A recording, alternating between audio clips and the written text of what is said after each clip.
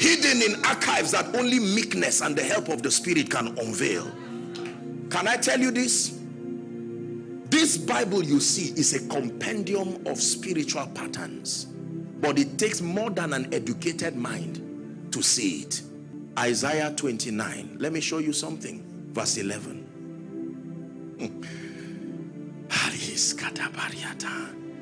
Your name is to be hallowed.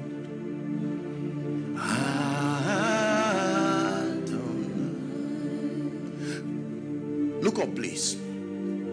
And the vision of all is become unto you like the words of a book that is sealed.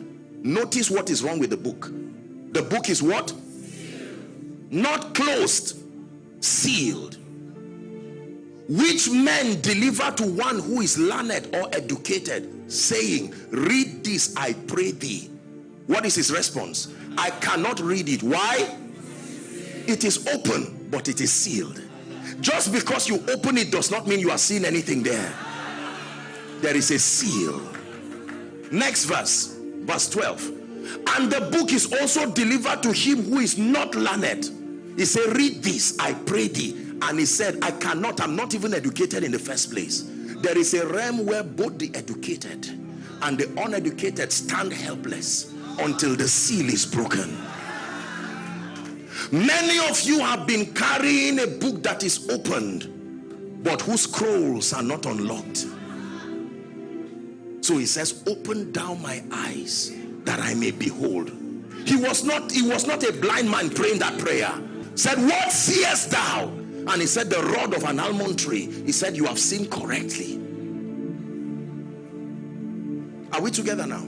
Please hear me. World over, everywhere you see unusual dimensions of results in this kingdom, they are products of interacting with a realm that is outside of this three-dimensional realm. Whether it is demonic or it is godly, there is a limitation to what the three-dimensional realm can deliver. The moment you see unusual results, it is safe to suspect the producer of that result, either that he has had an encounter with Jesus or he has had an encounter with something that is not human. But there are results that cannot be produced by humans. Is someone learning? Genuine salvation has a spiritual pattern. That is why everybody in the world can be saved, regardless the tribe. I don't need to learn English or Igbo or Yoruba or French to be saved. With my own language, once I subscribe to the pattern, I can be saved. There is a pattern for spiritual growth. You don't just grow arbitrarily. No. You can know you are growing and you can know you are not growing. Not by guesswork, by following the patterns. Is that true? There are indices we look out for. You cannot give birth to a child and start flogging the child from that night and say, what kind of a child are you? It's 12 hours and you are not walking. No, because there is a law called the law of process. The law of process demands that patience be given to you. But after 2 years, if the child does not walk, something is wrong. Is that true? It is safe to go to the doctor now and find out, because that child's not walking after 2 years is violating a pattern. Are we together?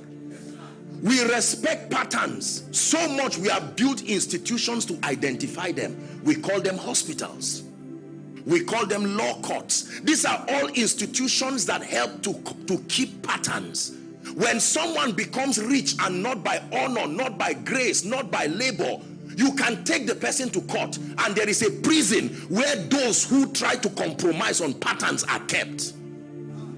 Do you agree with me? An armed robber. Why does an armed robber point a gun at you and you gave to the armed robber, and yet you still want the armed robber arrested? You gave.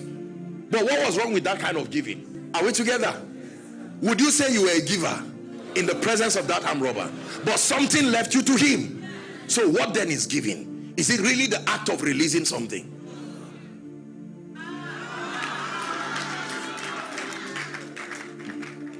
Are you seeing the reason why many people give and give and give and nothing happens. That's for another day. I'm just showing you that there is a pattern, because both Cain and Abel gave. One thing common between two of them is there was a giving.